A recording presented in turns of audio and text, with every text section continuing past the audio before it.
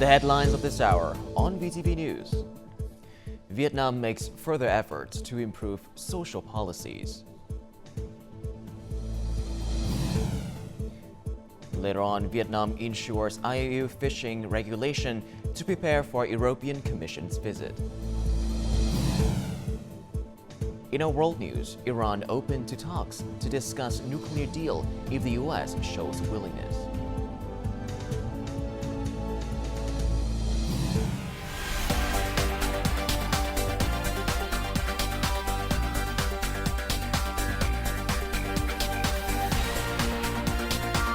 Broadcasting from Hanoi, the capital of Vietnam. VTV News starts right now. Good morning. It is currently 8 a.m. local time and you're tuning in to 30 minutes of VTV News. I'm Lilin Lei with the latest updates. Now, State President Võ Văn Thưởng has signed a decision ratifying the Treaty on Mutual Legal Assistance in Criminal Matters between Vietnam and the Czech Republic. Since the establishment of their diplomatic relations over 70 years ago, Vietnam and Czech Republic have constantly strengthened the bilateral ties in multiple fields. The Czech Republic inherited the Agreement on Mutual Legal Assistance in Civil and Criminal Matters that the Czechoslovakia and Vietnam signed in 1982, which provides a legal framework to deal with requests for legal assistance in criminal matters over the past years. The ratification of the new agreement aims to meet new practical requirements and replace the provisions on criminal matters in the 1982 agreement. This agreement is expected to help complete the legal framework on mutual legal assistance between the two countries. Additionally, it affirms Vietnam's international commitments in the field of criminal justice. Vietnam has constantly made efforts to improve social policies following the 10-year implementation of the resolution of the 5th Plenum of the 11th Party Central Committee on a number of social policy issues for the 2012 to 2020 period. Many practical activities of social assistance have been deployed to help people recover from damages caused by natural disasters. More to follow. Devastating floods and landslides in August battered local houses and property in Ho Bon Commune, Mukong Chai District. Many social support programs were launched to help the people overcome the consequences of the natural disasters. As a result, 120 resettlement houses for the locals have been built after nearly 2 months. Unfortunately, the floods washed away my house. But thanks to state support, we received enough money to build a new house. We have encouraged authorities at provincial and grassroots levels to join force to settle the damages caused by the natural disasters. We also assigned specific tasks to each unit according to priority. Simultaneously, we have applied central and provincial policies and mobilized socialized resources to help people affected by the natural disasters recover from the damage. A catastrophic landslide wiped out an entire village in Nam Trami District, Quang Nam Province, 3 years ago. However, after only 4 months, 81 Mernong households acquired new, safe and firm houses thanks to the valuable assistance from the party, government and social support. This resettlement area is very close to the locals' production areas. I firmly believe that the quality of people's lives will be much better in the next few years. Despite many difficulties, the state prioritized resources to make breakthroughs in social policies. As such, the state has constantly strived to develop activities of social assistance. To date, more than 3.5 million people have received regular social assistance, equivalent to 3.5% of the Vietnam's population. Social policies are constantly being improved in terms of quality, level of support and coverage in a progressive and fair manner. The policies are aimed to approach international standards and ensure social security according to the Constitution's provisions. In addition to the positive results, the central government also indicated the shortcomings regarding social policies. The party, state and government will make further efforts in taking breakthrough social measures in response to people's needs and aspirations. Inspectors from the European Commission, or EC, will visit Vietnam to evaluate the country's results on combating illegal, unreported, and unregulated, or IUU fishing in mid-October. That is the fourth direct inspection since the EC issued a yellow card warning regarding Vietnamese seafood. In recent times, the entire political system has taken stronger measures to educate fishermen on sustainable fishing practices. This fisherman's fishing boat has docked at Horn Rar port after a 20-day sea trip. Presenting his fishing log to the Fisheries Inspection and Control Office was the first thing he did after arriving back to shore. In this fishing diary, he has carefully recorded information about his fishing trips and catches. I try to comply with the fishing regulations.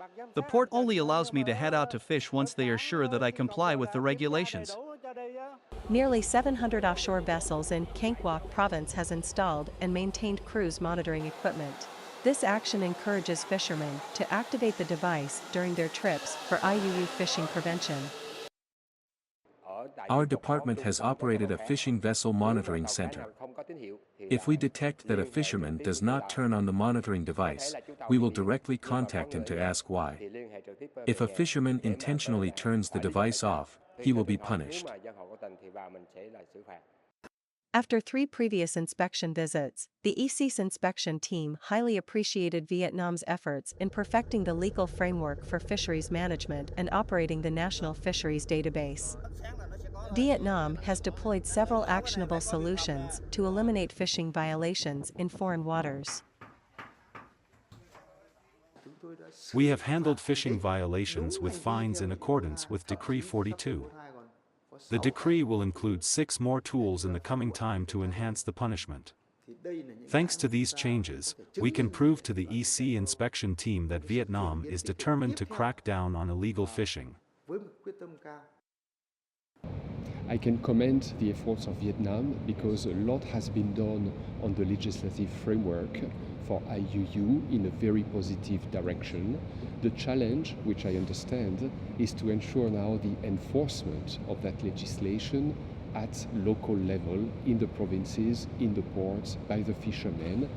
And this is what the inspection mission will assess in October when it comes to Vietnam. Local authorities in coastal provinces should step up education and guidance for fishermen to strictly comply with fishing regulations as well as handling fishing violations. Most fishermen now understand that they play an integral role in removing the yellow card. As such, the domestic fishing sector will revive, and the price for seafood catches will increase with new exports to Europe. According to the General Statistics Office, there are 6 export items that have reached over $10 billion, accounting for more than 60% of the country's total export turnover in the first 7 months of the year. The top 3 categories are electronics, computer, and components with a value of more than $41 billion, followed by phones and components with more than $39 billion. Other machinery, equipment, tools, and spare parts reached nearly $31 billion, while textile and garment products amounted to $25.5 billion. Footwear reached nearly $15 billion, and transportation vehicles and spare parts exceeded $10.2 billion. Night tourism has just kicked off in Vietnam not so long ago. Much remains to be done to create a highly profitable night economy that attracts international tourists, as Thailand has achieved. Let's look at the following report about the pathway for Vietnam's night economy to truly flourish. One major challenge was the language. Some of activities close the door at 9 o'clock. It's not convenient. Foreign tourists have opinions about experiencing night activities in Vietnam. As for Kim Sun Moon, a Korean who has lived and worked in Hanoi for more than 3 years, some of his experiences with night tourism has not always been positive. The old quarter area, sometimes it's really hard to find where can I, take the taxi. So if there are some, the proper signage to this way is, for the taxi. in Thailand, travel convenience for tourists is one of the top priorities. In addition to ensuring efficient and safe public transportation, arranging the night market is also one of the secrets to helping Thailand succeed with the night economy. A night market is not enough. Okay, you need to have character, maybe a certain kind of food, okay, that you can only get at this market. Now I believe Vietnam has the Michelin restaurants, right? For Thailand, we are now in places with Michelin star or appearing in the Michelin guide. To fully develop the night economy, Thailand has made the most of available human resources. Local people can also become volunteers, providing information and ensuring the safety of the tourist. I think, another thing that is very important for Thailand, and I've seen in other countries too, is to have volunteers. They can be paid volunteers with training. We need public-private dialogue in a locality before developing the night economy. All parties must participate and express their aspirations. Normally, state management agencies and businesses often give opinions, but the local community has fewer chances to tell their stories. The fact that tourist areas go to bed early is causing Vietnam to lose its competitive advantage. As for Thailand, extending operating hours at night has helped increase daily tourist spending by 25%. The extending operating hours is one of the essential things. We can actually work with them for some night tours that they can showcase the evening of the city, some night museum walking tour. Vietnam definitely is a hidden gem where there's a lot of activities that everyone can explore. Besides traditional types of nightlife such as nightclubs and food markets, in recent years, Thailand has also made efforts to develop new nightlife programs. These efforts and initiatives have brought Thailand, the party capital of Asia, a night economy worth about $5.5 billion. Coming up next on VTV News. Over 360 hectares of crop flooded in Binh Phuoc province due to heavy rains. And the first virtual art exhibition space launched in Vietnam.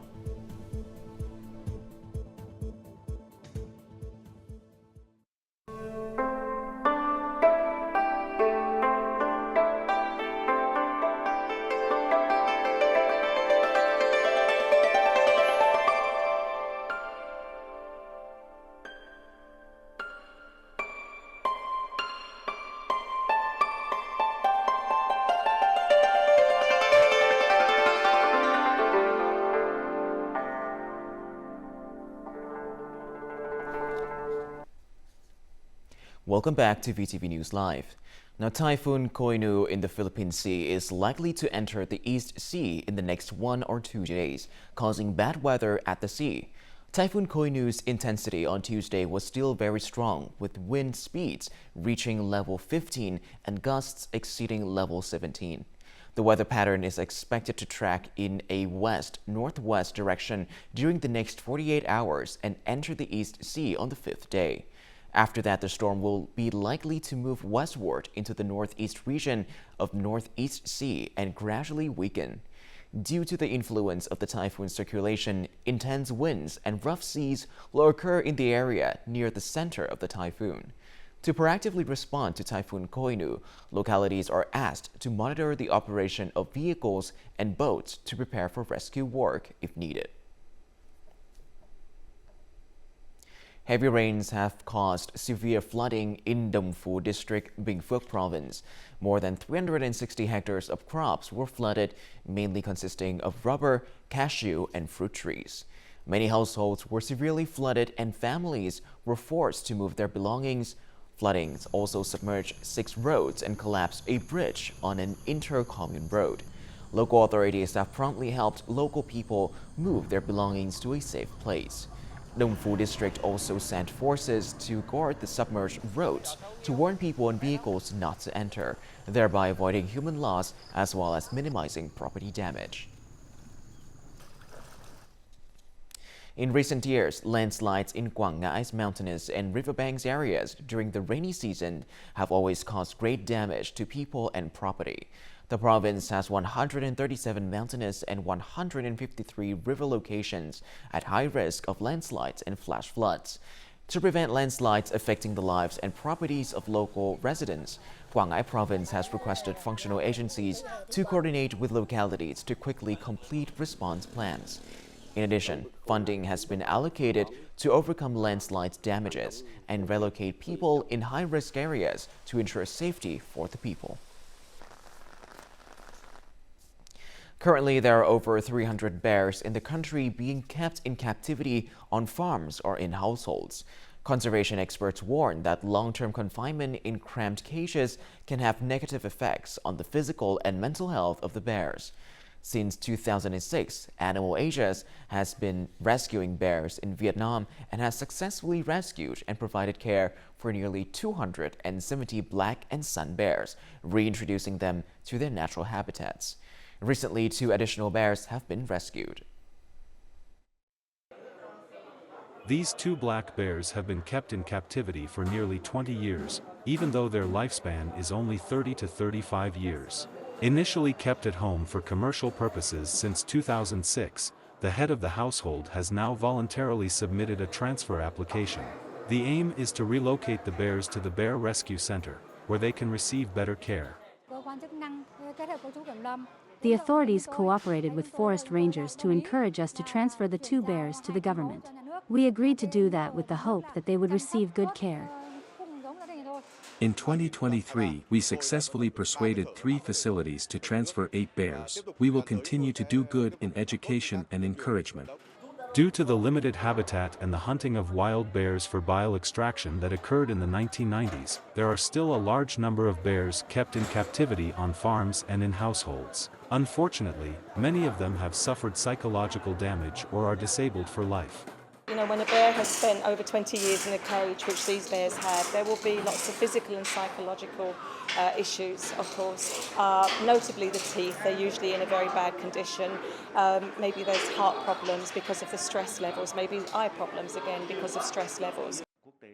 In recent years, the government of Vietnam, along with NGOs, has been working tirelessly to put an end to the cruel practice of bear bile farming in the country.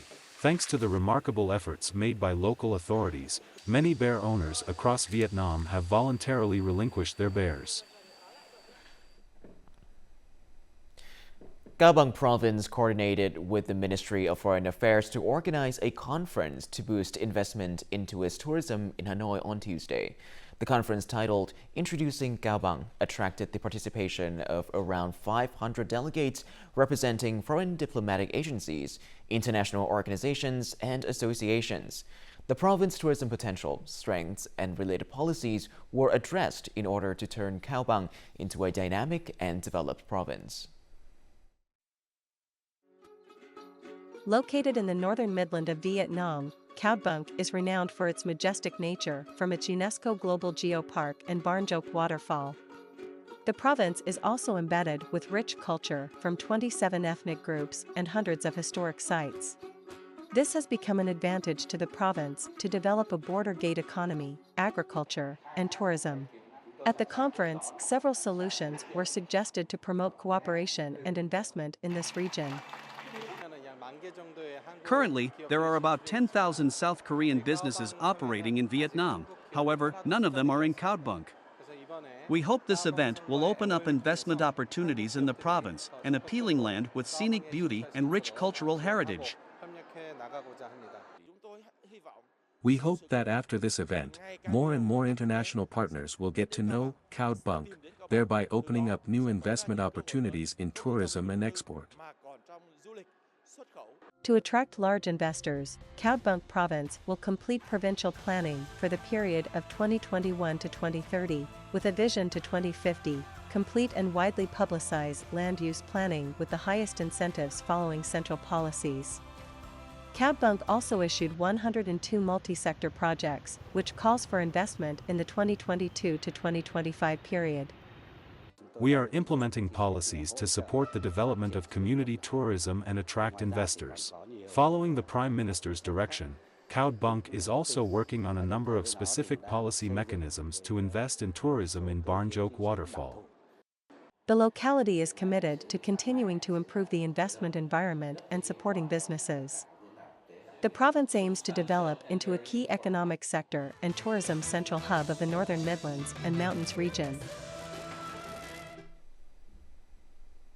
The Vietnam National Fine Arts Museum on Tuesday launched the first virtual art exhibition space in the country on Tuesday, on the occasion of National Digital Transformation Day, October the 10th. This new exhibition allows audiences to access artworks of multiple artists in detail anywhere and anytime, thanks to technology, instead of going in person to the gallery. More to follow. The exterior of the virtual art exhibition has the shape of a stylized lotus flower. Inside it, the exhibition brings an attractive and intuitive experience to the audience thanks to features such as perspective control, zooming, 3D interaction, sending feedback and discussion with artists. This audience praises this exhibition since he's now able to attend the exhibition of his favorite artist online if he is busy with work. Our generation is as a digital citizen, and surfing the internet is very common. We can now see valuable paintings while surfing online, which is quite a new experience. This virtual exhibition erases space and time. With just an internet-connected device, international audiences from different countries can view unique artworks displayed on the Vietnam Fine Arts Museum. I think it would be great if we have virtual exhibitions like this for young artists or recommended exhibitions from the museum's curatorial board. This will help bring our artwork to an international audience. We will work on upgrading features to satisfy the diverse requests of both artists and the public, gradually increasing experience and interactivity and providing art expertise.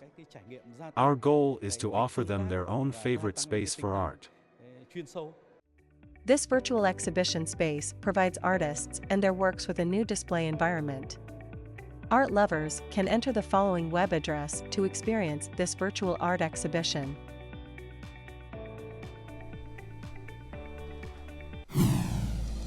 Coming up next in our world news. Iran is open to discuss nuclear deal with the US if the US shows willingness. And later on, Indonesia bans social media transaction platforms. Moving on to our world news, Iran is ready to restart negotiations on the nuclear deal as long as the US can show enough political willingness. That is a statement from Iranian Foreign Ministry spokesperson Nasser Kanani at a press conference in Tehran on Monday. However, he affirms that Iran will not negotiate directly with the US. According to Nasser Kanani, Iran is ready to fulfill its responsibilities and resume negotiations if the US returns to the nuclear agreement. Under the 2015 deal, Iran agreed to keep its enrichment of uranium below 3.67% purity in exchange for easing transactions. However, the United States withdrew from the agreement on May 2018 and reimposed unilateral sanctions against Iran. Iran then also suspended the implementation of certain provisions of this agreement. Shares of embattled Chinese real estate developer Evergrande surged as much as 42% in 15 minutes after the stock resumed trading on Tuesday. Evergrande is the world's most heavily indebted property developer and is at the center of a property market crisis that is slowing down China's economic growth. Unit Evergrande Property Services Group Limited also rose nearly 14% earlier, but has slowed since, losing over 8% at one point. Analysts have warned about the unexpected rise of these stocks. They believe investors may not recover immediately after the firm's chairman, Hui Kayan, is under inspections and suspicion of illegal activity and has been subjected to mandatory punishment. Trading in Evergrande's shares was suspended in Hong Kong's exchange at the end of last month after this information released. The 2023 Nobel Prize in Physics has been awarded on Tuesday to a team of scientists who created a groundbreaking technique using lasers to understand the extremely rapid movements of electrons. Pierre Agostini Ferenc Krauss and Anne Lihule were praised for giving humanity new tools for exploring the world of electrons inside atoms and molecules. The Nobel Prize announcements will continue throughout this week and into next, with awards in chemistry, literature, and economics set to be announced in the coming days. Indonesia has banned e-commerce transactions on social media platforms, according to the country's trade minister on the end of last month. The move is aimed at protecting its offline merchants and marketplaces in Southeast Asia's biggest economy, as they see their livelihoods threatened by the sale of cheaper products on TikTok Shop and other platforms. More in the following. Indonesia has banned goods transactions on social media platforms as it aims to protect small businesses from e-commerce competition. The main reason comes from predatory pricing on social media platforms is threatening small and medium-sized enterprises. Social commerce is allowed for advertising, but social media must be completely separate. You cannot use this as a combination that makes social media also social commerce. Goods on TikTok are sold at cheaper prices, not to mention free shipping. Selling at Tanah Abang Market, you have to pay many other fees. I hope TikTok stores are banned so people will go back to shopping in markets. Online vendors, however, are concerned that this would hurt their income. Many micro, small and medium enterprises may not be able to have physical stores. Their physical stores are limited and so far they have relied a lot on TikTok. In the end, the policy passed will disrupt their sales, in my opinion, and we cannot deny that after COVID, one way of economic recovery is TikTok. Indonesia, with a population of more than 270 million, generated nearly $52 billion worth of e-commerce transactions last year. Of that, 5% of that took place on TikTok, primarily through live streaming. The ban comes 3 months after TikTok pledged to invest billions of dollars in Southeast Asia, mainly in Indonesia. TikTok will coordinate with Indonesia's government regarding its future plans. And before I say goodbye, let's have a look at the weather forecast.